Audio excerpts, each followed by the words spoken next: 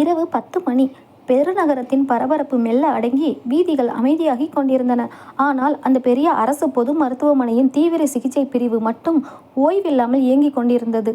மானிட்டர்களின் beep beep ஒலியும் செயற்கை சுவாச கருவிகளின் இரைச்சலும் மட்டுமே நிறைந்த அந்த அறையில் கையில் ஒரு சிரஞ்சியுடன் ஒவ்வொரு நோயாளியாக சென்று இரத்த அழுத்தம் மற்றும் ஆக்சிஜன் அளவை சரிபார்த்து கொண்டிருந்தாள் மேகலா. மேகலா கடந்த 5 ஆண்டுகளாக இந்த மருத்துவமனையில் செவிலியராக பணியாற்றி வருகிறாள். அவளது பார்வையில் சோர்வு தென்பட்டாலும் அவளது கைகளில் துல்லியமும் முகத்தில் அமைதியும் மாறவே இல்லை. பகலெல்லாம் வீட்டின் சமையல், 6 வயது மகன் கவினின் கவனிப்பு, மாமியாரின் தேவைகள் என ஓடி ஓடி உழைத்துவிட்டு இரவில் இந்த 9 மணி நேர நைட் ஷிப்ட் சேவையை தொடங்குவது அவளுக்கு பழகிப்போன ஒன்று. அப்போது அவசர சிகிச்சை பிரிவிலிருந்து ஒரு நோயாளி தீவிர சிகிச்சை பிரிவிற்கு மாற்றப்பட்டார். இதய துடிப்பு மிக குறைவாக இருந்தது. மேகலா உடனடியாக இந்த இன்ஜெக்ஷனை போடுங்க, டாக்டர் அருண் இன்னும் 5 நிமிஷத்துல வந்துடுவாரு என்று சக நர்ஸ் ஓடி வந்து கூறினாள். மேகலா நொடியும் தாமதிக்காமல் அந்த நோயாளியின் நாடியை பிடித்து பார்த்து மருத்துவர் குறித்த மருந்தை துல்லியமாக செலுத்தினாள். அடுத்த 10வது நிமிடத்தில் நோயாளியின் இதய துடிப்பு இயல்பு நிலைக்கு வரத் தொடங்கியது. அருகில் நின்று இதை பார்த்து கொண்டிருந்த நோயாளியின் தாய் மேகலாவின் கைகளை பிடித்து கொண்டு, என் பிள்ளைய காப்பாத்திட்டீங்கம்மா, நீங்க மனுஷி இல்லை தெய்வம் என்று கண்ணீருடன் கூறினாள். மேகலா மென்மையாக புன்னகைத்தாள். நான் எதுவும் பண்ணலைம்மா, எல்லாம் கடவுளோட அருள், நீங்க தைரியமா இருங்க. அந்த வார்த்தைகள் அவளுக்குள் ஒரு சிறிய நிம்மதியை தந்தன. ஆம், இந்த வேலைதான் என் உயிர். பிறரின் உயிரை காப்பாற்றும் இந்த சேவைக்காக எத்தனை தூக்கங்களையும் வேண்டுமானாலும் தியாகம் செய்யலாம். காலை 7 மணி. தன் ஷிப்டை முடித்துவிட்டு சீருடையை மாற்றி சாதாரண புடவைக்கு மாறினாள் மேகலா. உடல் முழுக்க கடும் சோர்வு, கண்கள் தூக்க கலக்கத்தில் சொருகின. பேருந்தில் ஏறி 1/2 மணி நேர பயணத்திற்கு பின் தன் வீடு இருக்கும் தெருவிற்குள் நுழைந்தாள். தெருக்கோடியில் நின்றிருந்த 2 பக்கத்து வீட்டு பெண்கள் மேகலாவை பார்த்ததும் தங்களுக்குள் ரகசியமாக பேசி லேசாக சிரித்து கொண்டனர். பாருடி, இரவெல்லாம் எங்கே போயிட்டு வருதோ, நைட்டு ஷிப்டான். இந்த காலத்தில் ஆஸ்பத்திரியில் என்ன நடக்குதுன்னு யாருக்கு தெரியும் என்று ஒருத்தி மெல்லிய குரலில் சொன்னது மேகலாவின் காதில் தெளிவாக விழுந்தது. மேகலாவின் நெஞ்சு சுருக்கென்றது. இரவெல்லாம் உயிரை கையில் பிடிச்சிக்கிட்டு போராடுற நோயாளிகளுக்கு பணிவிட செஞ்சுட்டு வர்றேன். இந்த சமூகம் என்னை எப்படி பார்க்கறது? கண்ணீரை கட்டுப்படுத்தி கொண்டு வீட்டின் கதவை திறந்தாள். வீட்டிற்குள் நுழைந்ததும் சமையல் அறையில் இருந்து மாமியார் பார்வதியின் குரல் கேட்டது. வந்துட்டாளாக்கும் பெரிய மகாராணி. பொழுது விடிஞ்சு எப்போவோ ஆச்சு. வீட்டுக்காரன் வேலைக்கு போகணும், பேரப்பிள்ளைக்கு காய்ச்சல் கொதிக்குது, அதெல்லாம் உனக்கென்ன? ஆஸ்பத்திரி தான் உனக்கு முக்கியம் என்று கத்தினார். மேகலா பதறி அடித்து கொண்டு அறைக்கு ஓடினாள். கட்டிலில் படுத்திருந்த 6 வயது மகன் கவின் காய்ச்சல் சூட்டில் முனகி கொண்டிருந்தான். கவின் செல்லம் என்று மேகா அவனை தொட போன போது அங்கிருந்த அவளது கணவன் கார்த்திக் அவளது கையை பலமாக பற்றி விலக்கிவிட்டான். கார்த்திக் ஒரு தனியார் நிறுவனத்தில் கணக்காளராக வேலை பார்ப்பவன். ஆரம்பத்தில் அன்பாகத்தான் இருந்தான். ஆனால் மேகலாவின் நைட்டு ஷிப்டும் பக்கத்து வீட்டாரின் பேச்சுக்களும் அவன் மனதில் சந்தேக விதையை தூவியிருந்தன. தொடாத மேகலா என்று கார்த்திக் உருமினான். கார்த்திக், கவினுக்கு காய்ச்சல் அதிகமாக இருக்கு, நான் டாக்டர்கிட்ட கூட்டிட்டு போறேன் என்று அழுகையுடன் சொன்னாள் மேகலா. தேவையில்லை, பெத்த பிள்ளைக்கு காய்ச்சல் அடிச்சு ராத்திரி முழுக்க அழுதுகிட்டு இருந்தப்போ நீ எங்கடி இருந்த? ஆஸ்பத்திரியில் யாரோட பேசிக்கிட்டு இருந்த என்று கார்த்திக் கோபமாக கேட்டான். கார்த்திக், என்ன வார்த்தை பேசுறீங்க? நான் ஆஸ்பத்திரியில் டியூட்டியில் இருந்தேன். அங்கே ஐசியூவில் ஒரு நோயாளிக்கு உயிருக்கு போராட்டம். போதும், நிறுத்து. கார்த்திக் அவளது வார்த்தைகளை இடைமறித்தான். தினமும் இதே சாக்கு போக்கு தான். ராத்திரி டியூட்டி முடிஞ்சு வர்றப்போ உன் ஃபோன் ஏன் பிஸியாக இருந்தது? அந்த டாக்டர் அருண் உனக்கு எதுக்கு நடுராத்திரியில் ஃபோன் பண்ணணும்? மேகலா பேரதிர்ச்சியுடன் கார்த்திக்கை பார்த்தாள். Karthik, doctor Arun senior doctor.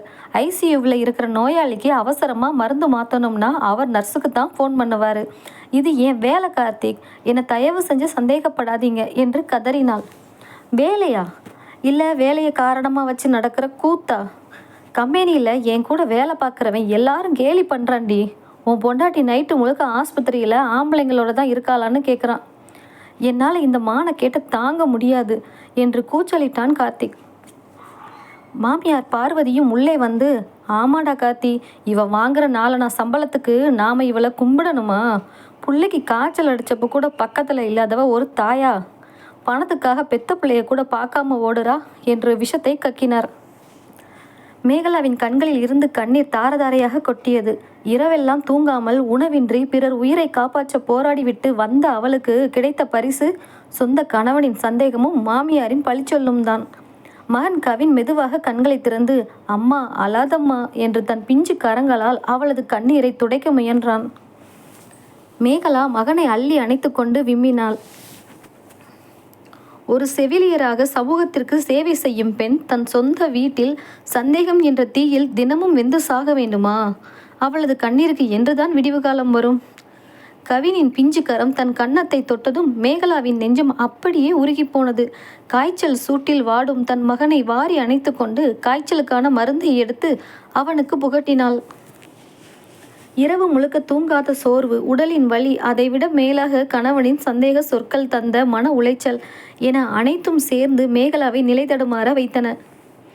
Karthik தன் சட்டையை மாட்டிக்கொண்டு அவளை ஒரு வெறுப்பான பார்வையால் பார்த்துவிட்டு, நான் வேலைக்கு கிளம்புறேன், வீட்டு செலவுக்கு பணம் கேட்டு என்கிட்ட வராத, நீ தான் ராப்பகலாக வேலை செஞ்சு சம்பாதிக்கிறீல்ல, நீயே பார்த்துக்கோ என்று கதவை ஓங்கி சாத்திவிட்டு வெளியேறினான். மாமியார் பார்வதியும் சம்பாதிக்கிற திமிரில் ஆடுறா, வீட்டில் ஒரு வேலை செய்கிறதில்ல, புள்ளையே கவனிக்கிறதில்ல என்று முணுமுணுத்து கொண்டே தன் அறைக்குள் சென்று கதவை மூடிக்கொண்டார். மேகலா மகனை தன் மடியில் படுக்க வைத்து மெல்ல தட்டி கொடுத்தாள். சிறிது நேரத்தில் கவின் தூங்கி போனான். அவனை மெத்தையில் கிடத்திவிட்டு அழுது வீங்கிய கண்களோடு சமையலறைக்கு சென்றாள். இரவு முழுக்க உழைத்துவிட்டு வந்த உடலுக்கு ஓய்வு தேவைதான். ஆனால் வீட்டில் இருக்கும் மாமியாருக்கும் மகனுக்கும் சமைக்க வேண்டுமே. கண்ணீர் சொட்டு சொட்டாக தக்காளியை நறுக்கும் பலகையில் விழுந்தது. சமூகத்தில் ஒரு உயிரை காப்பாற்றும் போது நர்ஸ் தெய்வமாக தெரிகிறாள். ஆனால் அதே நர்ஸ் தன் வீட்டிற்குள் நுழையும் போது மட்டும் ஏன் சந்தேகப்படும் பொருளாக மாறுகிறாள்? பதில் இல்லாத இந்த கேள்வி மேகலாவின் நெஞ்சை குத்தியது. மதியம் 2 மணி. சரியாக 2 மணி நேரமே தூங்கிய மேகலா மீண்டும் எழுந்து வீட்டின் சமையல் வேலைகளை முடித்துவிட்டு மாமியாரிடம் மகனை பத்திரமாக பார்த்து கொள்ளுமாறு வேண்டி விரும்பி சொல்லிவிட்டு ஈவினிங் ஷிஃப்டிற்கு மருத்துவமனைக்கு கிளம்பினாள். மருத்துவமனைக்குள் நுழைந்ததும் அவளது சக தோழி அனிதா பதற்றத்தோடு அவளை நோக்கி ஓடி வந்தாள். மேகலா, ஆப்ரேஷன் தியேட்டர் பக்கம் போகாத, அங்கே பெரிய பிரச்சனை போய்கிட்டு இருக்கு. என்ன ஆச்சு அனிதா, ஏன் இவ்வளவு பதற்றமாக இருக்க? நேற்று நைட்டு ஐசியூவில் சேர்க்கப்பட்டாரே ஒரு விஐபி நோயாளி, அவரோட பையன் அங்கே வந்து பெரிய கலவரம் பண்ணுறான். என் அப்பாவுக்கு தவறான மருந்து கொடுத்துட்டாங்க, நர்ஸு தான் பொறுப்புன்னு கத்துறான். மேகலா அதிர்ச்சி அடைந்தாள். தவறான மருந்தா? நாம் தானே சேர்ந்து டாக்டரோட ப்ரிஸ்கிரிப்ஷன் படி சரியான டோசேஜ் கொடுத்தோம். நான் போய் என்னென்னு பார்க்குறேன். வேண்டாம் மேகலா, அவன் பெரிய அரசியல் செல்வாக்கு உள்ளவன், நீ போகாத என்று அனிதா தடுத்தும் மேகலா நேராக தீவிர சிகிச்சை பிரிவின் வாசலுக்கு சென்றாள். அங்கே அந்த நோயாளியின் மகன் மருத்துவர் அருணிடம் சண்டையிட்டு கொண்டிருந்தார். டாக்டர், என் அப்பாவுக்கு பிபி குறைஞ்சதுக்கு இந்த நர்ஸு கொடுத்த தவறான இன்ஜெக்ஷன் தான் காரணம். இந்த நர்ஸ் மீது நடவடிக்கை எடுக்கலைன்னா நான் ஹாஸ்பிட்டலில் பூட்டிடுவேன் என்று கூச்சலிட்டான். அங்கு நின்றிருந்த சீனியர் மருத்துவர் அருண், சார், மேகலா ரொம்ப நல்ல அனுபவமுள்ள நர்ஸ், அவங்க தப்பு பண்ண வாய்ப்பே இல்லை என்று மேகலாவுக்கு ஆதரவாக பேசினார்.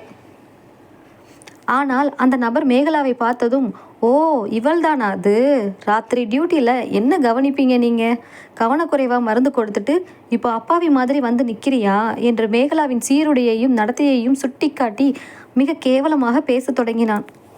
சுற்றிலும் மற்ற நோயாளிகளின் உறவினர்களும் ஊழியர்களும் வேடிக்கை பார்த்தனர். மேகலாவின் கண்கள் கலங்கின. சார், நான் கொடுத்த மருந்தோட சாட் இதோ இருக்கு. டாக்டர் அருண் எழுதி கொடுத்த அதே மருந்தை தான் நான் கொடுத்தேன். நீங்கள் வேணும்னா செக் பண்ணி பாருங்க என்று தன் சுய மரியாதையை காப்பாற்றி கொள்ள கையில் இருந்த கோப்பையை காட்டினாள். மருத்துவர் அருண் அந்த அறிக்கையை பார்த்துவிட்டு, மேகலா சொன்னது சரிதான், நோயாளிக்கு அலர்ஜி காரணமாக தான் பிபி குறைஞ்சிருக்கு. நர்ஸ் மேகலா சரியான நேரத்தில் மருந்து கொடுத்ததால் தான் அவர் உயிரை தப்பி இருக்கிறது என்று அழுத்தமாக கூறினார். அந்த நபர் பதில் பேச முடியாமல், இப்போதைக்கு விடுறேன், ஆனால் என் அப்பாவுக்கு ஏதாச்சும் ஆச்சு உன்னை சும்மா விட மாட்டேன் என்று மேகலாவை விரல் நீட்டி மிரட்டி விட்டு சென்றான். பிரச்சனை தற்காலிகமாக முடிந்தாலும் மேகலாவால் தன் அழுகையை கட்டுப்படுத்த முடியவில்லை. நர்ஸுகள் ஓய்வு அறைக்கு சென்று சுவரில் சாய்ந்து தேம்பி தேம்பி அழுதாள். மருத்துவர் அருண் மெதுவாக உள்ளே வந்தார். Mekala, I am sorry. சில மனிதர்கள் இப்படித்தான் பேசுவார்கள். நீங்கள் மிகவும் நேர்மையான நர்ஸ். தயவு செய்து இதற்காக கலங்காதீர்கள் என்று ஆறுதலாக கூறினார். இல்லை டாக்டர், எனக்கு இந்த அவமானம் புதுசு இல்லை. வெளியே நோயாளிகளின் உறவினர்கள் இப்படி பேசுகிறாங்க. வீட்டில் என் புருஷனும் மாமியாரும் இதையே தான் பேசுகிறாங்க. நான் என்ன தப்பு பண்ணினேன் டாக்டர்? பிறருக்கு பணிவிடை செய்கிறது அவ்வளோ பெரிய பாவமா என்று கதறினாள். அப்போது மேகலாவின் அலைபேசி அடித்தது.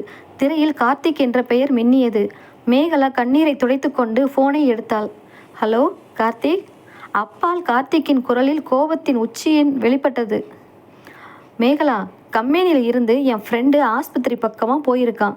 நீ அந்த டாக்டர் அருண் கூட ஓய்வு அறையில் தனியாக நின்று பேசிக்கிட்டு இருக்கிறதா எனக்கு ஃபோட்டோ எடுத்து அனுப்பியிருக்காண்டி. என்னடி நடக்குதுங்க? மேகலா அது பேரதிர்ச்சியில் உறைந்து போனாள். தன் கணவன் தன் மீது வைத்திருக்கும் சந்தேகத்தின் ஆழம் அவளது நெஞ்சை அப்படியே பிளந்தது. கார்த்திகின் வார்த்தைகள் மேகலாவின் காதுகளில் ஈட்டியாக பாய்ந்தன. தன் கையில் இருந்த அலைபேசியை என்ன செய்வதென்றே தெரியாமல் வெறித்து பார்த்தாள்.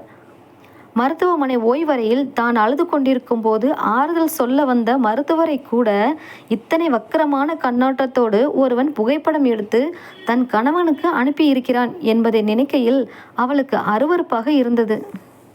கார்த்திக், தயவு செஞ்சு நான் சொல்கிறத கேளுங்க. ஆஸ்பத்திரியில் ஒரு பிரச்சனை. நான் அழுதுட்டு இருந்தப்போ டாக்டர் ஆறுதல் சொன்னார். அது தவிர வேறு எதுவுமே. போதும் நிறுத்து மேகலா. கார்த்திக் ஃபோனில் கத்தினான். ஆறுதல் சொல்கிற அளவுக்கு உங்களுக்குள்ள என்னடி பழக்கம்? என் மானத்தையே வாங்குறதுன்னு முடிவு பண்ணிட்டியா? இனிமே நீ அந்த ஆஸ்பத்திரி பக்கமே போகக்கூடாது. மரியாதையாக வீட்டுக்கு ஓடிவா என்று ஃபோனை துண்டித்தான். மேகலா செய்வதறியாது திகைத்து நின்றாள். அருகில் நின்றிருந்த மருத்துவர் அருண் நிலைமையை புரிந்து கொண்டு, மேகலா என்னாச்சு, வீட்டில் எதுவும் பிரச்சனையா என்று கவலையோடு கேட்டார். மேகலா தன் கண்ணீரை துடைத்து கொண்டு, ஒன்றுமில்லை டாக்டர், எனக்கு உடம்பு முடியலை, நான் இன்னைக்கு லீவு எடுத்துட்டு வீட்டுக்கு போகிறேன் என்று கூறிவிட்டு தன் பையை எடுத்துக்கொண்டு விரைவாக அங்கிருந்து வெளியேறினாள். வீட்டிற்குள் நுழையும் போதே கார்த்திக் வாசலிலேயே காத்திருந்தான். மேகலா உள்ளே வந்ததும் கதவை ஓங்கி பூட்டினான். என்னடி பெரிய பத்தினின்னு நினைப்போ? அந்த டாக்டரோட ஃபோனில் பேசுனது பத்தாதுன்னு ஓய்வறையில் ஜோடியாக நிற்கிற அளவுக்கு துணிச்சல் வந்துடுச்சா என்று அவளது தோலை பிடித்து உலுக்கினான். மாமியார் பார்வதியும் ஓடி வந்து, நான் அன்னைக்கே சொன்னேன்டா கார்த்தி, இவளுக்கு சம்பாத்திய திமிர் ஜாஸ்தி ஆயிடுச்சுன்னு. ராத்திரி டியூட்டின்னு சொல்லிட்டு என்னென்ன கூத்தடிக்கிறாளோ, இனி இவளை வேலைக்கு அனுப்பவே கூடாது என்று தூண்டிவிட்டார். மேகலா கார்த்திகின் கால்களில் விழுந்து கதறினாள். கார்த்திக், என் மேலே சத்தியமாக நான் எந்த தப்பும் பண்ணலை. 10 பைசா லஞ்சம் வாங்காமல் நேர்மையாக உழைச்சி இந்த குடும்பத்தை காப்பாற்றுறேன் கார்த்திக். நம்ம பையன் கவின் மேலே ஆணையிடுறேன். என்னை இந்த அளவுக்கு கேவலமாக நினைக்காதீங்க. ஆனால் கார்த்திக்கின் மனதில் இருந்த சந்தேக பேய் அவளது கண்ணீரை காண விடாமல் மறைத்தது. இனி நீ எந்த வேலைக்கும் போகக்கூடாது. உன் ஐடி கார்டு, ஃபோன் எல்லாத்தையும் இங்கே கொடு. வீட்டிலேயே கிடக்க வேண்டியது தான் என்று அவளது பையை பிடுங்கி கொண்டு அவளது அலைபேசியையும் பிடுங்கி மேஜை மீது வீசி எறிந்தான். அன்றில் இருந்து மேகலாவின் வாழ்க்கை ஒரு வீட்டுச் சிறையாக மாறியது. மருத்துவமனையில் தினமும் நூற்றுக்கணக்கான நோயாளிகளுக்கு மருந்தளித்து அவர்களின் உயிரை காப்பாற்றிய அந்த செவிலியர் இன்று தன் சொந்த வீட்டிலேயே குற்றவாளியாக கூண்டில் நிறுத்தப்பட்டிருந்தாள். நாட்கள் உருண்டோடின. மேகலா வேலைக்கு செல்ல முடியாமல் வீட்டிலேயே முடக்கப்பட்டாள். மருத்துவமனையிலிருந்து அவளது சக தோழி அனிதா மேகலாவின் நிலைமை தெரியாமல் கவலைப்பட்டு கொண்டிருந்தாள். ஆனால் மேகலாவின் ஃபோன் அணைத்து வைக்கப்பட்டிருந்ததால் தொடர்பு கொள்ள முடியவில்லை. ஒரு வாரம் கழித்து நள்ளிரவு 2 மணி. திடீரென தூங்கிக் கொண்டிருந்த 6 வயது மகன் கவின் கடும் மூச்சு திணறலால் அலறி துடித்து எழுந்தான். அம்மா அம்மா, என்னால் மூச்சு விட முடியலம்மா என்று தன் நெஞ்சை பிடித்து கொண்டு கதறினான். மேகலா பதறி அடித்து கொண்டு அவனை தூக்கினாள். அவனது உதடுகள் நீல நிறமாக மாறத் தொடங்கின. கவினின் உடம்பு நடுங்கியது. கார்த்திக் சீக்கிரம் எழுந்துருங்க. கவினுக்கு மூச்சு திணறல் அதிகமாகிடுச்சு. ஏதோ அலர்ஜிக் அட்டாக். உடனே ஆஸ்பத்திரிக்கு கூட்டிட்டு போகணும் என்று கார்த்திக்கை உலுக்கினாள். கார்த்திக் அரைகுறை தூக்கத்தில் எழுந்து, என்னடி சொல்கிற, சும்மா காய்ச்சலுக்கு ஏண்டி இவ்வளவு பதற்றப்படுற என்றான் அலட்சியமாக. இது சாதாரண காய்ச்சல் இல்லை கார்த்தி, நான் ஒரு நர்ஸ். எனக்கு புரியுது, இவனுக்கு ஆக்சிஜன் லெவல் ரொம்ப குறையுது. இன்னும் 10 நிமிஷத்தில் ஆஸ்பத்திரிக்கு போகலைன்னா குழந்தைக்கு ஆபத்து என்று மேகலா கண்ணீருடன் கத்தினாள். கார்த்திக் குழந்தையின் நிலைமையை பார்த்ததும் பயந்து போனான். கவினின் கண்கள் சொருக தொடங்கின. வெளியே கடுமையான மழை பெய்து கொண்டிருந்தது. எந்த ஒரு வாகனமும் கிடைக்கவில்லை. கார்த்திக் தன் பைக்கை எடுக்க முயன்றான். ஆனால் அது ஸ்டார்ட் ஆகவில்லை. கார்த்திக், நேரம் போய்கிட்டே இருக்கு, குழந்தையை தூக்குங்க, ஓடலாம் என்று மேகலா கத்தினாள். மேகலாவும் கார்த்திக்கும் குழந்தையை தூக்கி கொண்டு மழையில் நனைந்தபடியே தெருவில் ஓடினர். மேகலாவின் மனதிற்குள் ஒரே ஒரு பிரார்த்தனைதான். கடவுளே, பிறர் உயிரை காப்பாற்ற போராடிய இந்த நர்ஸின் சொந்த பிள்ளையின் உயிரை பறித்து விடாதே.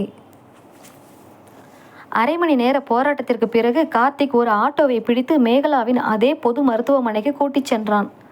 அவசர சிகிச்சை பிரிவுக்குள் குழந்தையை தூக்கி கொண்டு ஓடிய மேகலா, டாக்டர், ஆக்சிஜன் சிலிண்டர் எடுங்க, நெபுலைசர் வைங்க, கவினுக்கு ரெஸ்பிரேட்டரி அரெஸ்ட் வருது என்று கத்தினாள்.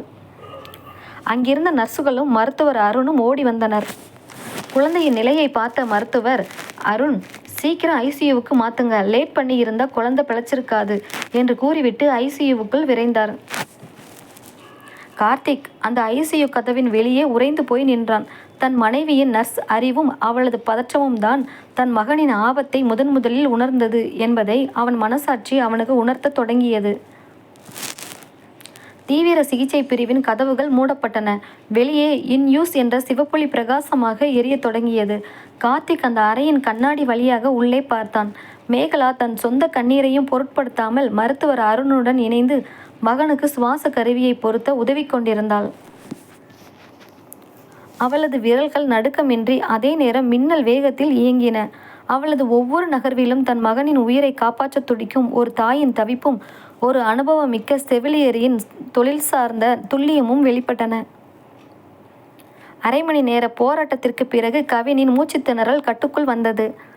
அவனது இதய துடிப்பு இயல்பு நிலைக்கு திரும்பியது. மருத்துவர் அருண் நெற்றியில் அரும்பிய வேர்வையை துடைத்தபடி வெளியே வந்தார். அவரை பார்த்ததும் கார்த்திக் பதறி அடித்து ஓடிச் சென்று, டாக்டர், என் பையன் பொழைச்சிட்டானா டாக்டர் என்று கூப்பிய கரங்களோடு கேட்டான். அருண் கம்பீரமாக நிமிர்ந்து கார்த்திக்கை பார்த்தார். நோயாளிக்கு என்ன ஆபத்துன்னு சரியான நேரத்தில் கணிச்சு ஒரு செகண்ட் கூட லேட் பண்ணாமல் ஆஸ்பத்திரிக்கு கூட்டிகிட்டு வந்தீங்களே, அதுதான் உங்கள் மகனை காப்பாற்றி இருக்கு. உங்கள் மனைவி ஒரு நர்ஸாக இல்லாமல் சாதாரண பொண்ணாக இருந்திருந்தா பயத்திலேயே நேரத்தை கடத்தி இருப்பாங்க. இந்த நிலைமையில் 5 நிமிஷம் லேட் ஆகியிருந்தாலும் உங்கள் பையனை நாங்கள் காப்பாற்றிருக்க முடியாது கார்த்திக் சார். கார்த்திக்கிற்கு தலையில் யாரோ ஓங்கி அடித்தது போல் இருந்தது. மருத்துவர் அருண் தொடர்ந்து பேசினார். அப்புறம் கார்த்திக் சார், உங்ககிட்ட ஒரு விஷயம் சொல்லணும். அன்னைக்கு உங்கள் மனைவி ஆஸ்பத்திரி ஓய்வறையில் அழுதுட்டு இருந்தப்போ நான் ஆறுதல் சொன்ன படத்தை பார்த்துட்டு நீங்கள் ஏதோ தப்பாக நினச்சிங்க போல. அன்னைக்கு என்ன நடந்தது தெரியுமா? கார்த்திக் குற்ற உணர்ச்சியோடு தலை குனிந்தான். அன்னைக்கு ஒரு அரசியல்வாதியோட பையன் வந்து மேகலாவை எல்லார் முன்னாடியும் கேவலமாக பேசினான். தான் சுயமரியாதையை இழந்து அத்தனை பேர் முன்னாடியும் கண்ணீர் விட்ட மேகலாவுக்கு ஒரு சீனியர் டாக்டரை நான் ஆறுதல் சொன்னேன். அதை யாரோ வக்கர புத்தி உள்ளவன் ஃபோட்டோ எடுத்து உங்களுக்கு அனுப்பி உங்கள் குடும்பத்தை உடைக்க பார்த்துருக்கான். அதை நம்பி பிறர் உயிரை காப்பாற்றுற உங்கள் மனைவியோட புனிதமான தொழிலையும் அவளோட கற்பையும் சந்தேகப்பட்டீங்களே, இது உங்களுக்கு நியாயமா? கார்த்திக்கின் கண்களில் இருந்து தானாக கண்ணீர் வழிந்தது. அவனால் ஒரு வார்த்தை கூட எதிர்த்து பேச முடியாமல் தொண்டை அடைத்தது. இப்போ கூட பாருங்க, அருண் கதவை திறந்து உள்ளே காட்டினார். உங்கள் பையனுக்கு ஆபத்துன்னு தெரிஞ்சதும் தான் பட்ட அவமானத்தையும் மீறி தான் கடமையை செஞ்சு உங்கள் மகனை காப்பாற்றி இருக்காங்க. நர்ஸு தொழிலுங்கிறது வெறும் வேலை இல்லை கார்த்திக் சார், அது அர்ப்பணிப்பு. அதை தயவு செஞ்சு கொச்சப்படுத்தாதீங்க என்று கூறிவிட்டு நகர்ந்தார். ஐசியூ அறையிலிருந்து மேகலா மெதுவாக வெளியே வந்தாள். தூக்கமின்மையாலும் தவிப்பாலும் அவளது முகம் வெளிரி போயிருந்தது. கார்த்திக் மெல்ல அவளை நெருங்கினான். அவன் கால்கள் நடுங்கின. சட்டென்று மேகலாவின் கரங்களை பற்றி தன் கண்களில் ஒற்றிக்கொண்டு கார்த்திக் கதறி அழுதான். என்னை மன்னிச்சிடு மேகலா, என்னை மன்னிச்சிடுடி. பிறர் பேச்சை கேட்டுக்கிட்டு உன்னோட தூய்மையான அன்பையும் உழைப்பையும் சந்தேகப்பட்டுட்டேன். பெத்த பிள்ளையோட உயிரை காப்பாற்ற போராடுற உன்னை நான் நரகத்தில் தள்ளி சித்திரவதை பண்ணியிருக்கேன்டி. எனக்கு மன்னிப்பே கிடையாது என்று அவளது காலடியில் மண்டியிட்டான். மேகலா அதிர்ச்சி அடைந்து அவனை தூக்கி நிறுத்தினாள். கார்த்திக், என்ன பண்ணுறீங்க? எழுந்துருங்க. இல்லை மேகலா, அன்னைக்கு அந்த ஃபோட்டோவை எனக்கு அனுப்புனது வேற யாரும் இல்லை. நம்ம தெருவில் இருக்கிற உன்கிட்ட கடன் கேட்டு கிடைக்காததால் உன் மேலே வஞ்சம் வச்சுருந்த ஒருத்தந்தான். அவனோட சதியை நம்பி உன் கையில் இருந்த ஐடி கார்டையும் ஃபோனையும் பிடுங்கி உன்னை சிற வச்சேனே, நான் எவ்வளோ பெரிய முட்டாள் என்று தன் தலையிலேயே அடித்து கொண்டான். மேகலா தன் கணவனின் கண்ணீரை துடைத்து விட்டாள். கார்த்திக், ஒரு நர்ஸா எனக்கு சமூகத்தில் வர்ற அவமானங்களை விட என் கணவன் என்னை சந்தேகப்பட்டது தான் என்னை அதிகமாக காயப்படுத்தியது. இப்போ உங்களுக்கு உண்மை புரிஞ்சிருச்சுல்ல, அதுவே எனக்கு போதும் என்று அவனது தோளில் சாய்ந்து கொண்டாள். அடுத்த நாள் காலை கவினின் உடல்நிலை முற்றிலும் சீரடைந்தது. மாமியார் பார்வதியும் மருத்துவமனைக்கு ஓடி வந்து தன் பேரனை அணைத்து கொண்டு மேகலாவின் கரங்களை பிடித்து கொண்டு தன் தவறுக்காக கண்ணீர் விட்டு மன்னிப்பு கேட்டார். கார்த்திக் மேகலாவின் கையில் அவளது செவிலியர் சீருடையையும் ஐடி கார்டையும் தந்து, மேகலா, இது வெறும் உன்னோட உடை இல்லை, உன்னோட கௌரவம். இனி நீ தினமும் கம்பீரமாக வேலைக்கு போகணும். உன்னை இனி எந்த கொம்பனும் சந்தேகப்பட முடியாது. நான் உனக்கு பாதுகாப்பாக இருப்பேன் என்று உறுதியளித்தான். மேகலா தன் கண்ணீரை துடைத்து கொண்டு அந்த வெள்ளை சீருடையை முத்தமிட்டு தன் நெஞ்சோடு அணைத்து கொண்டாள். ஒரு செவிலியராக சமூகத்தின் நச்சு பார்வைகளையும் சொந்த குடும்பத்தின் சந்தேக புயலையும் எதிர்கொண்டு தன் சேவையாலும் அன்பாலும் தன் சுய மரியாதையை மீட்டெடுத்த மேகலாவின் வாழ்க்கை கண்ணீரின் முடிவில் ஒரு புதிய வசந்தமாக மலர்ந்தது. கார்த்திக்கின் மனமாற்றம் மேகலாவின் வாழ்க்கையில் ஒரு புதிய வெளிச்சத்தை கொண்டு வந்திருந்தது. தன் கணவனின் முழு ஆதரவோடு மேகலா மீண்டும் தலை நிமிர்ந்து மருத்துவமனைக்கு செல்லத் தொடங்கினாள். கடந்த சில மாதங்களில் அவளது அர்ப்பணிப்பான சேவையையும் துல்லியமான பணித்திறனையும் பாராட்டி மருத்துவமனை நிர்வாகம் அவளுக்கு தலைமைச் செவிலியர் என்ற உயரிய பொறுப்பை வழங்கியது. பொறுப்புகள் கூடியதால் தீவிர சிகிச்சை பிரிவின் இரவு நேர மேற்பார்வை மேகலாவின் கைக்கு வந்தது. சில நாட்களில் அவசர சிகிச்சை நடக்கும்போது ஷிஃப்ட் நேரத்தை தாண்டியும் அவள் மருத்துவமனையில் நிற்க வேண்டிய சூழல் ஏற்பட்டது. ஆனால் இந்த மாற்றத்தை மேகலாவின் வீட்டின் வெளியே இருக்கும் உலகம் அவ்வளவு சுலபமாக ஏற்றுக்கொள்ளவில்லை. ஒரு நாள் மாலை கார்த்திக் வேலை முடிந்து வீட்டிற்கு வந்து கொண்டிருந்த போது தேர்கோடியில் நின்றிருந்த அவனது சொந்த அத்தை மாரியம்மாவும் பக்கத்து வீட்டு பெண்களும் அவனை மறித்தனர். என்னடா கார்த்தி, பொண்டாட்டிக்கு தலைமை பதவி வந்துடுச்சுன்னு தலைக்கால் புரியாமல் ஆடுறியா? ராத்திரி 10 மணிக்கு மேலே வரைக்கும் ஒரு பொம்பளை வெளியே நிற்கிறா. ஊர் உலகம் என்ன பேசுன்னு கொஞ்சமாச்சும் அறிவு இருக்கா உனக்கு என்று அத்தை மாரியம்மா விஷத்தை கக்கினாள். கார்த்திக் தன் கோபத்தை கட்டுப்படுத்தி கொண்டு, அத்தை, அவ சும்மா சுத்த போகலை, 4 பேரோட உயிரை காப்பாற்றுற வேலைக்கு தான் போறா, அதை பற்றி உங்களுக்கு என்ன என்றான்.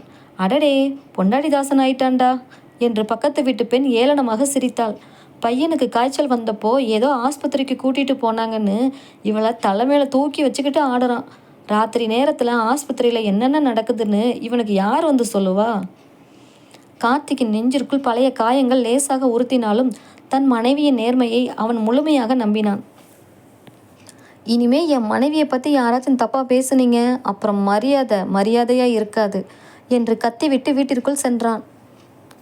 ஆனால் அந்த விஷ சொற்களின் தாக்கம் அவனது மனதின் ஏதோ ஒரு ஓரத்தில் ஒரு சிறிய பாரத்தை ஏற்படுத்த தவறவில்லை. மருத்துவமனையின் ஒரு அவசர நிலை உருவானது. ஒரு பெரிய தொழிற்சாலை விபத்தில் படுகாயமடைந்த 5 நோயாளிகள் ஒரே நேரத்தில் அவசர சிகிச்சை பிரிவுக்கு கொண்டு வரப்பட்டனர். மேகலா தன் தூக்கத்தையும் சோர்வையும் மறந்து மருத்துவர்களுக்கு தோளோடு தோள் நின்று உயிரை காப்பாற்றும் போராட்டத்தில் ஈடுபட்டாள். நள்ளிரவு 2 மணியை தாண்டியும் அவளால் ஃபோனை எடுத்து பார்க்க கூட நேரம் கிடைக்கவில்லை. வீட்டில் கார்த்திக் கடிகாரத்தை பார்த்தபடியே தவித்து கொண்டிருந்தான். மணி 2ஐ தாண்டியும் மேகலா வரவில்லை. ஃபோன் செய்தாலும் எடுக்கவில்லை. அப்போது அவனது அலைபேசிக்கு ஒரு அறிமுகம் இல்லாத எண்ணில் இருந்து குறுஞ்செய்தி வந்தது. உன் பொண்டாட்டி தலைமைச் செவிலியர் ஆனதும் ஆஸ்பத்திரி ரூமில் யாரோட இருக்கான்னு வந்து பாருடா முட்டாள். அந்த செய்தியை பார்த்ததும் கார்த்திக்கின் கை லேசாக நடுங்கியது. பழைய சந்தேக பேய் மீண்டும் அவன் மனக்கதவை தட்ட முயன்றது. இல்லை, என் மழைகளா அப்படிப்பட்டவள் இல்லை. ஆனால் இந்த மெசேஜ் அனுப்பியது யார்? அங்கே என்னதான் நடக்கிறது? கார்த்திக் இனி பொறுமையாக இருக்க முடியாது என்று முடிவெடுத்து அந்த நள்ளிரவில் தன் பைக்கை எடுத்துக்கொண்டு மருத்துவமனைக்கு விரைந்தான். கார்த்திக் வேகமாக காலடிகளை எடுத்து வைத்து தீவிர சிகிச்சை பிரிவின் வாசலுக்கு வந்தான். அங்கே மேகலா ஒரு மருத்துவருடன் தீவிரமாக பேசி கொண்டிருந்தாள். கார்த்திக்கை கண்டதும் மேகலா அதிர்ச்சியுடன் ஓடி வந்தாள். கார்த்திக், இந்த நேரத்தில் இங்கே என்ன பண்ணுறீங்க? கவினுக்கு ஏதாச்சும் உடம்பு முடியலையா என்று பதற்றத்துடன் கேட்டாள். கார்த்திக் அவளது முகத்தை பார்த்தான். அவளது கண்கள் தூக்கமின்மையால் சிவந்திருந்தன. நெற்றியில் வேர்வை வழிந்து கொண்டிருந்தது. கைகளில் இரத்தக்கரை படிந்த கையுறைகளை கலற்றி கொண்டிருந்தாள். மேகலா, எனக்கு ஒரு மெசேஜ் வந்தது. நீ என்று கார்த்திக் திக்கியபடி தன் ஃபோனை காட்டினான். மேகலா அந்த மெசேஜை பார்த்ததும் அவளது இதயம் நொறுங்கியது. கார்த்திக், இன்னமுமா நீங்கள் என்ன சந்தேகப்படுறீங்க? நான் இங்கே விபத்தில் சிக்கின 5 பேரோட உயிரை காப்பாற்ற போராடிட்டு இருக்கேன் கார்த்திக். இந்த நள்ளிரவில் கூட என்னை வாழ விடாமல் யாரோ ஒருத்தர் அனுப்பின மெசேஜை நம்பி ஓடி வந்துட்டீங்களே என்று கண்ணீருடன் கதறினாள். அப்போது உள்ளிருந்து வந்த ஒரு மூத்த மருத்துவர் கார்த்திகை பார்த்து, தம்பி, நீங்கள் மேகலாவோட கணவரா? இதோ பாருங்க என்று அங்கிருந்த ஒரு தீவிர சிகிச்சை பிரிவின் கதவை திறந்தார். அங்கே உயிருக்கு போராடி கொண்டிருந்த ஒரு நோயாளிக்கு மேகலா செய்த முதல் உதவியால் தான் உயிர் பிழைத்திருந்தார். இன்னைக்கு இந்த 5 பேரும் உயிரோடு இருக்காங்கன்னா அதுக்கு மேகலாவோட உழைப்பு தான் காரணம். தான் குடும்பத்தை கூட நினைக்காம இரவெல்லாம் ரத்த வெள்ளத்தில் போராடுற ஒரு பொண்ணை இப்படி சந்தேகப்பட்டு அசிங்கப்படுத்துறீங்களே, உங்களுக்கு மனசாட்சியே இல்லையா என்று மருத்துவர் கடிந்து கொண்டார். கார்த்திக் தன் கையில் இருந்த போனை பார்த்தான். தன் மனைவியின் தியாகமும் அவளது கண்ணீரும் அவனது மனதில் இருந்த கடைசி தயக்கத்தையும் அடியோடு அழித்தன. சட்டென்று கார்த்திக் அந்த மெசேஜ் வந்த எண்ணிற்கு திரும்ப அழைத்தான். அப்பால் போனை எடுத்தவன், என்னடா கார்த்தி, ஆஸ்பத்திரியில் லைவா பார்த்தியா என்று ஏளனமாக சிரித்தான். கார்த்திக்கின் குரல் கோபத்தில் கர்ச்சித்தது. டேய், ஏன் பொண்டாட்டி தெய்வத்துக்கே சமமான வேலை பண்ணுறாடா? உன்ன மாதிரி வக்கர புத்தி உள்ள நாய்கள் எத்தனை மெசேஜ் அனுப்பினாலும் இனி ஏன் மேகலா மேலே எனக்கு இருக்கிற நம்பிக்கையை உங்களால் உடைக்க முடியாதுடா. அவன் பேசிய குரல் அந்த மருத்துவமனை வராண்டா முழுவதும் எதிரொலித்தது. கார்த்திக் ஃபோனை துண்டித்துவிட்டு மேகலாவின் கரங்களை இறுக்கமாக பற்றி கொண்டான். மேகலா, என்னை மன்னிச்சிடு. நான் உன்னை சந்தேகப்பட்டு வரலடி. உனக்கு ஏதோ ஆபத்துன்னு பயந்து தான் வந்தேன். இனி இந்த உலகமே வந்து கூச்சல் போட்டாலும் என் மேகலா தூய்மையானவள்னு உறக்க சொல்வேன். மேகலா தன் கணவனின் மார்பில் சாய்ந்து நிம்மதியாக கண்ணீர் வழித்தாள். கார்த்திக்கின் கம்பீரமான அந்த பேச்சும் மேகலாவின் மீதான அவனது அசையாத நம்பிக்கையும் அந்த நள்ளிரவில் மேகலாவின் மனதில் இருந்த அத்தனை கவலைகளையும் துடைத்தெறிந்தன. மருத்துவமனை வராண்டாவில் நின்றிருந்த சக ஊழியர்களும் செவிலியர்களும் கார்த்திக்கின் இந்த மாற்றத்தை கண்டு நெகிழ்ந்து போயினர். மேகலா தன் கண்ணீரை துடைத்து கொண்டு கார்த்திகை பார்த்து, கார்த்திக், நீங்கள் வீட்டுக்கு போங்க. நான் காலை 8 மணிக்கு டியூட்டி முடிஞ்சதும் வந்துடுறேன். கவினை பார்த்துக்கோங்க என்று அன்போடு கூறினாள்.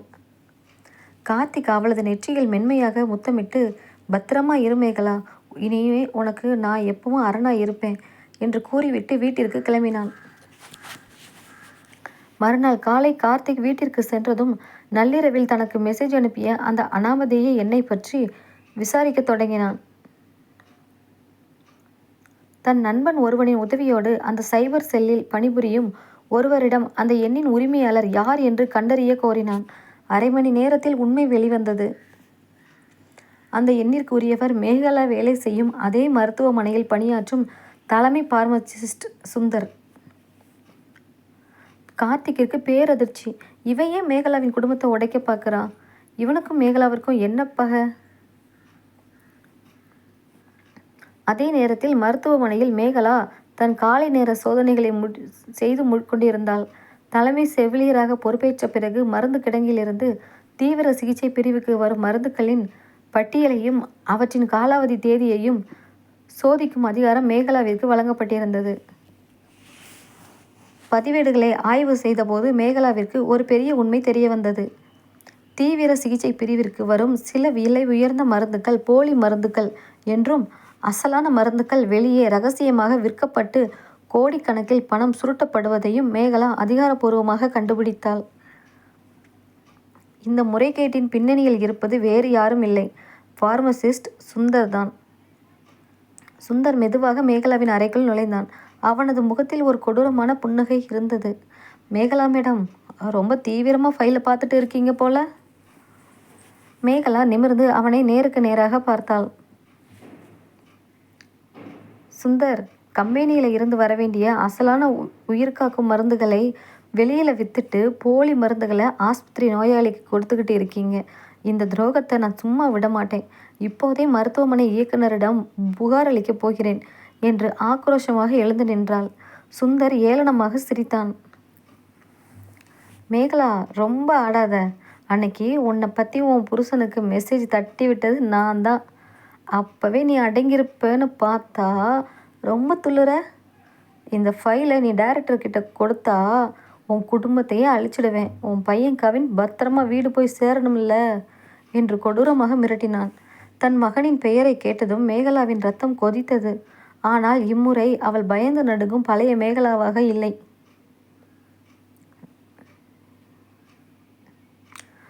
சுந்தர், ஒரு தாயாக என் மகனை காப்பாற்ற தெரிஞ்ச எனக்கு, ஒரு செவிலியராக ஆயிரக்கணக்கான நோயாளிகளின் உயிரை காப்பாற்றவும் தெரியும். உன் மிரட்டலுக்கு பயப்படுற நான் ஒன்றும் கோழை இல்லை என்று உரக்க கத்தினாள். அப்போது கதவு பலமாக திறக்கப்பட்டது. உள்ளே கார்த்திக், மருத்துவமனை இயக்குனர் மற்றும் 2 காவல்துறை அதிகாரிகள் நுழைந்தனர். சுந்தர் பேரதிர்ச்சியில் உறைந்து போனான். கார்த்திக் முன்னே வந்து சுந்தரின் சட்டையை பிடித்து ஓங்கி ஒரு அறை விட்டான். டேய், என் பொண்டாட்டியோட ஒழுக்கத்தை கேவலப்படுத்தி மெசேஜ் அனுப்புனதுக்கே உன்னை சும்மா விட்டுருக்கக்கூடாது. இப்போ கள்ள மருந்து விற்று நோயாளிகள் உயிரோட விளையாடுறாடா என்று கர்ஜித்தான். இயக்குனர் கோபத்துடன், சுந்தர், உன் போலி மருந்து கும்பலை பற்றி போலீஸுக்கு ஏற்கனவே சந்தேகம் இருந்தது. மேகலா எடுத்த இந்த ஆதாரங்களும் கார்த்திக் கொடுத்த சைபர் புகாரும் தான் உன்னை மாட்டி வச்சிருக்கு என்றார். காவல்துறையினர் சுந்தரின் கைகளை விலக்கிவிட்டு அவனை இழுத்துச் சென்றனர். மருத்துவமனையில் நின்றிருந்த மருத்துவர்களும் நோயாளிகளும் மேகலாவின் துணிச்சலையும் அவளுக்கு தோளோடு தோள் நின்ற கார்த்திக்கின் அன்பையும் பார்த்து பாராட்டி தள்ளினர். கார்த்திக் மேகலாவின் கைகளை தன் கரங்களில் ஏந்தி கொண்டான். மேகலா, இத்தனை நாளா சமுதாயத்தோட பழிச்சொல்லுக்கும் சந்தேகத்துக்கும் பயந்து தலை குனிஞ்சு நடந்த. இனி நீ யாருக்கும் பயப்பட தேவையில்லை. உன் நேர்மையும் சேவையும் தான் உன்னோட பலம் என்று பெருமிதத்தோடு கூறினான். மேகலாவின் கண்கள் ஆனந்த கண்ணீரால் நிறைந்தன. சந்தேக புயல்களையும் சமூகத்தின் நச்சு பார்வையையும் ஆபத்தான எதிரிகளையும் தன் நேர்மையினாலும் கணவனின் அளவற்ற அன்பினாலும் வென்று காட்டிய மேகலா இன்று பிற பெண்களுக்கெல்லாம் ஒரு நம்பிக்கையின் அடையாளமாக நிமிர்ந்து நடந்தாள். கதை பிடிச்சிருந்தா லைக் பண்ணுங்கள், ஷேர் பண்ணுங்கள், கமெண்ட் பண்ணுங்கள், சப்ஸ்கிரைப் பண்ணுங்கள் ஃப்ரெண்ட்ஸ். தேங்க்யூ.